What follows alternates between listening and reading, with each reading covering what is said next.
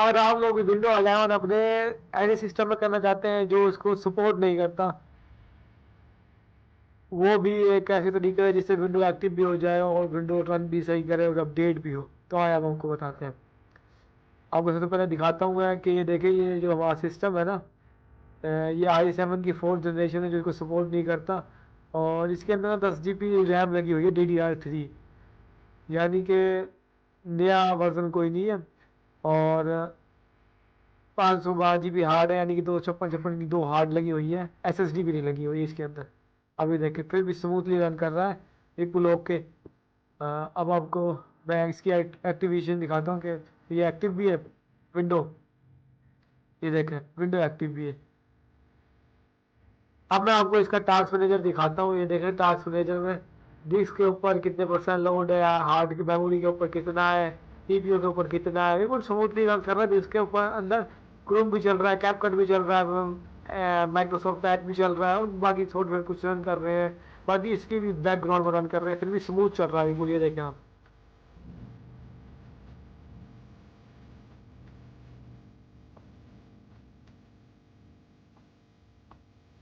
अब सबसे पहले आप लोगों ने क्रोम पे जाना है या किसी ब्राउज़र पे जाना है और वहाँ लिखना है विंडो 11। विंडो 11 लिखते ही आपको डाउनलोड विंडो 11 पे क्लिक करना है, जो माइक्रोसॉफ्ट की ऑफिशियल वेबसाइट है। यहाँ से आपने विंडो 11 iOS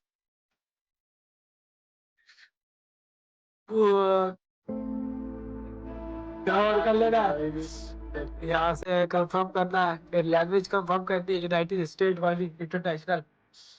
और कंफर्म करना है। उसके बाद आप लोगों ने 64 बीट का होता डाउनलोड कर लेना है। 64 बीट का होना चाहिए। अच्छा, डाउनलोड कर दूंगा, डाउनलोड तो अच्छी बोला। अच्छा, इसके बाद आपने आपने सॉफ्टवेयर डाउनलोड करना है जहाँ हमारा सारा काम होएगा। उसके लिए आपने लिखना है एंटी लाइट।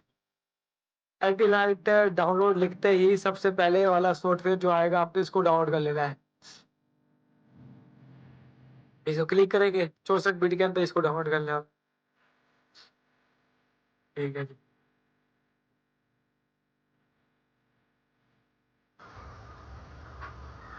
चलिए सॉफ्टवेयर ऑन कर लेंगे। मैंने यहाँ विंडो ऑन कर ली है। आप यहाँ जाएंगे, इमेज ISO सिलेक्ट करेंगे और जो आपकी इमेज है ना, विंडो 11/32, इसको ओपन कर लेंगे। ओपन करने के बाद कुछ ऐसा इंटरफेस शो होएगा। उसके अंदर आपने जो विंडो इंस्टॉल करनी है उसको ऐसे करके राइट क्लिक करके लोड कर देंगे। लोड करके और ओके पे क्लिक कर देंगे और ये लोडिंग शुरू हो जाएगी।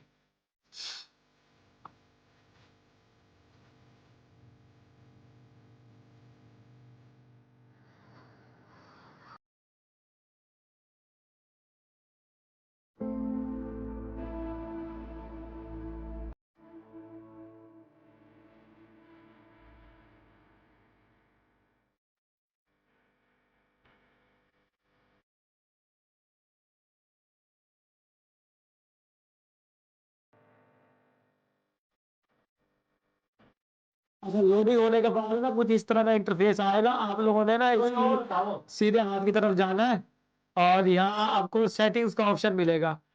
सेटिंग्स के ऑप्शन पे आप जैसे ही क्लिक करेंगे, आपको यहाँ पर सिस्टम का ऑप्शन मिलेगा। सिस्टम के ऑप्शन पे जैसे ही आप क्लिक करेंगे ना, यहाँ आपने नीचे स्क्रॉल डाउन करके ढूंढना है TMP 2.0 और सिक्योर बूट। यहाँ ये इनेबल होंगे या डिफॉल्ट होएगा। आपने इनको डिसेबल कर देना, दोनों के दोनों को। दोनों के दोनों को आप जैसे ही डिसेबल करेंगे, डिसेबल करके डिसेबल कर लेना है। अब आपने डिसेबल होने के बाद इसको भी कर देना डिसेबल, रैम वाले ऑप्शन को भी। उसके बाद आपने अप्लाई करना है। अप्लाई के बाद क्रिएट करना है। अप्लाई,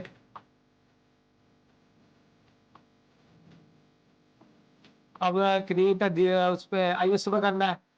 ये समझ लो उसको दोबारा से एक तरह से क्रिएट कर देगा डिसेबल करके, बस बाकी बाकी आपकी इमेज वही रहेगी। क्रिएट करके प्रोसेस पे क्लिक करना है और ये आपका शुरू हो जाएगा। उसके बाद आपने उसका नाम रख लेना है। ये फाइल क्रिएट होने के बाद आपने उसको डाउनलोड करना है।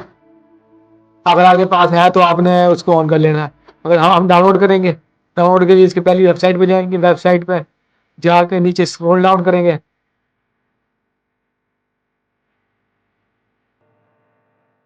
सबसे ऊपर वाला ऑप्शन डाउनलोड कर लेंगे।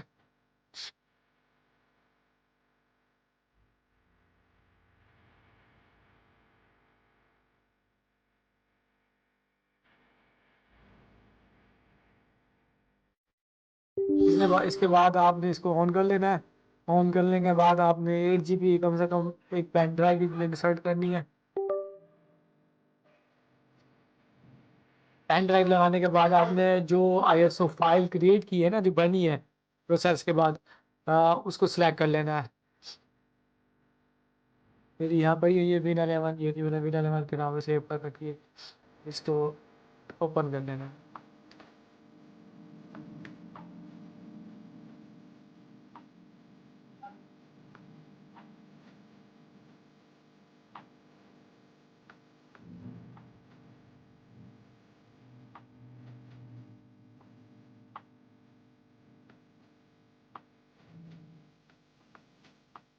अब आपने इसके अंदर अगर आपकी ओल्ड वर्जन है यानी MB1 वाला है तो MBR का सेलेक्ट करना है, तो GPT सेलेक्ट करना है। अगर आपका मेरे MBR है तो मैं MBR सेलेक्ट करूंगा।